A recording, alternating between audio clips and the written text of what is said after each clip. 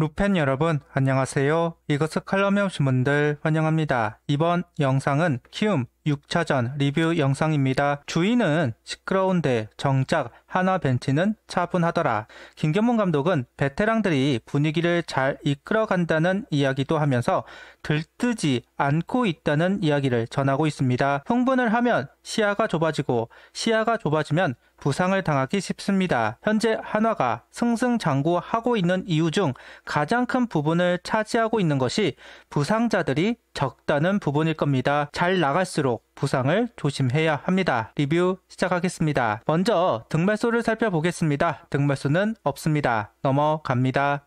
사전 인터뷰에서 김경문 감독은 정우주 선수 육성에 관한 이야기를 합니다. 지금 당장은 한 경기를 치르는데 집중하고 있기 때문에 그 부분은 생각하기 힘들다면서도 팀에서는 가급적이면 연투를 하지 않기를 원한다. 연투에는 투구수를 신경 쓰고 있다. 던지고 난 뒤에는 좀 더 쉬게 하면서 멀리 보고 기용을 하겠다는 코멘트를 합니다. 루키를 이 정도로 활용하는 건 김경문 감독 성향상 이례적인 기용이기는 합니다. 하지만 완전히 신뢰를 하기보다는 깨지기 쉬운 도자기를 다루듯 조심하려는 이중을 엿볼 수는 있을 것 같습니다. 폰세 선수에 대해서도 선발 투수들이 잘 던져주고 있는데 폰세에게 고맙다. 1선발로서 꾸준히 이닝을 소화해주고 있다. 6회까지 이렇게만 던져주면 감독으로선 더 이상 바랄 게 없다. 4월에 비해 5월로 오면서 커맨드가 흔들리는 경우가 생기기는 했지만 타자들 어떻게 상대를 해야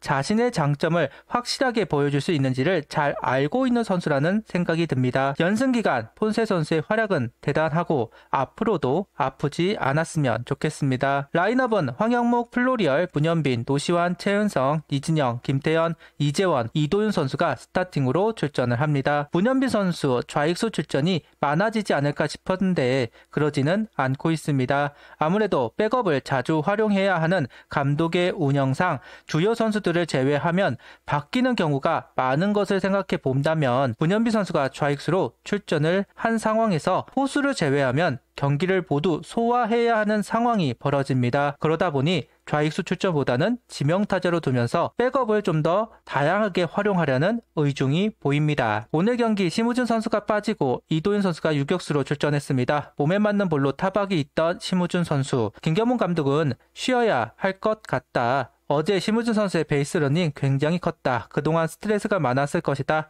이번에 쉬고 다음 경기에서 잘하면 좋겠다. 라는 이야기를 통해 제외가 된 이유를 설명합니다. 최재현 선수만큼이나 심우준 선수도 몸에 맞는 볼이 많습니다. 다만 최재현 선수는 기술적으로 피해를 최소화하는 반면 심우준 선수는 그러지 못하다 보니 번번이 몸에 맞는 볼 때문에 휴식을 가져가는 것으로 보입니다.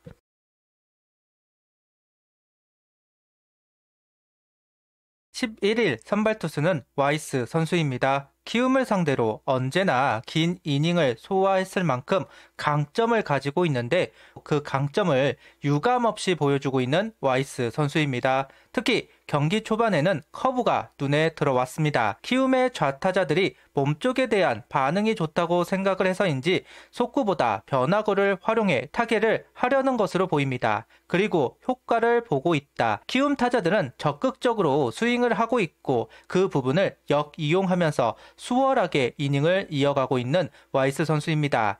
체인지업은 바깥쪽으로만 투구를 하다 보니 몸쪽 변화구 전략에는 맞지 않는다. 거기다 커브의 움직임도 좋다 보니까 시너지가 나고 있는 것으로 보입니다. 속구 153km, 스위퍼 136km, 커브 130km, 체인지업 133km를 던져주면서 이닝을 소화하고 있습니다. 3회는 속구로 윽박 지르고 변화구를 결정구로 활용했고 4회는 반대로 변화구로 카운트를 잡고 속구를 결정구로 활용하면서 키움 방망이를 피하고 있습니다. 오늘 볼배합의 주도권을 누가 가지고 있는지는 알 수가 없지만 이재원 선수가 지고 있다면 좀 각 잡고 나온 것 같습니다. 저는 금요일 경기 배터리의 전략의 실패를 이야기했었는데요. 그런데 오늘 경기는 금요일 경기와는 전혀 다른 전략을 선보이고 볼배합도 다양하게 가져가고 있는 모습입니다. 그만큼 단단한 모습을 보여주고 있는 배터리이고 와이스 선수의 피칭입니다. 투구수를 줄이면서 이닝을 이어가고 있는 와이스 선수, 체인지업까지 섞고 있는 상황,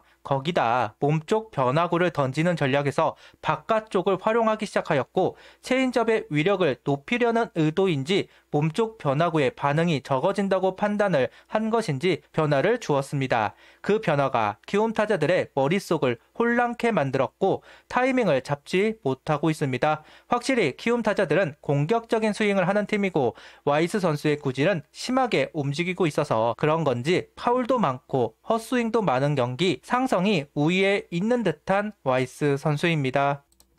김윤아 선수의 긁히는 날이라고 할 수 있는 오늘 경기입니다. 수비의 중요성이 오늘 경기에서도 느낄 수 있었는데 3회 선취점과 5회 추가점 모두 키움의 실책과 폭투로 얻은 2점입니다. 그리고 노시안 선수의 적시타까지 많은 점수를 헌납했다고 할 수 없지만 스스로 약점을 보이고 있는 키움입니다. 하나 타선은 그 빈틈을 잘 얻어먹었습니다.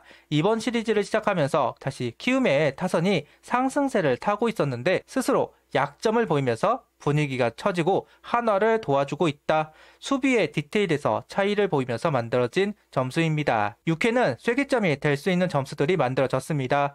이진영 선수가 122km 커브를 받아치면서 솔로 홈런을 만들어냈고 이도윤 선수의 적시타까지 나오면서 달아난 한화입니다. 이진영 선수를 언급하고 가야 할 것 같은데요. 한화의 상승세 여러 요인 중 이진영 선수의 성장도 한몫을 하는 것으로 보입니다. 몸쪽을 대처하기 시작하면서 확실히 타격에 여유가 생겼습니다. 그러다 보니 변화구를 대처하는 부분에서도 이전 시즌보다 부드러워진 것을 확인할 수 있었는데요. 이진영 선수가 작년부터 폼에 변화를 주고 히팅 포인트를 넓히기 위해 노력을 많이 했는데 이제 그 효과가 나오는 것으로 보입니다. 도미넌트 스타트를 확보한 와이스 선수입니다. 변화구 비율을 확 올리면서 8회까지 안정적으로 던져준 와이스 선수. 슬라이더, 커브, 슬라이더, 체인지업, 속구를 생각할 순간순간 변화구를 투구하면서 카운트를 가져오는 7회와 8회입니다. 기본적으로 속구를 생각 안 할 수 없다 보니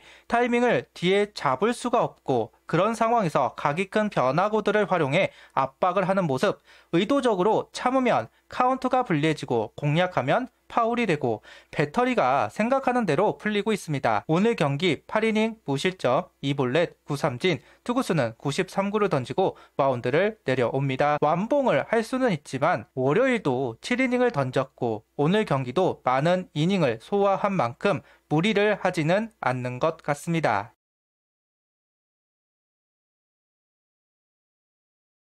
키움전 가장 고무적인 부분은 야수들의 타격 컨디션이 상승세를 타고 있다는 부분일 겁니다. 9회에도 점수를 만들어내는 한화 타선입니다. 황영목 선수는 2루타로 잡은 기회, 문현빈 선수가 적시 2루타, 노시환, 이원석 선수의 적시타까지 나오면서 더 도망을 갑니다. 기회가 오면 결과를 낸다. 오늘 마무리 누가 할까 궁금했습니다. 김승일 선수 나올 수 있을지 궁금하기도 했는데요. 필승조가 나오지 않는 상황이고 정우주 선수는 어제 9회 나왔습니다. 김경문 감독의 선택은 김종수 선수였습니다. 그리고 1이닝을 막아내면서 역할을 다합니다. 12연승을 달성하면서 기분 좋은 행보가 이어지고 있습니다. 이제는 타선이 움직이면서 이어지고 있는 연승입니다. 고무적인 경기 내용을 보여주고 있습니다. 이제 두산을 만들어 갑니다. 과연 빙그레의 기록을 넘을 수 있는가? 수입을 하면 기록합니다. 쉽지 않겠지만 도전해봤으면 좋겠다는 생각을 하면서 영상을 마치도록 하겠습니다. 구독, 좋아요, 알림 설정 부탁드리며 영상을 봐주셔서 감사합니다.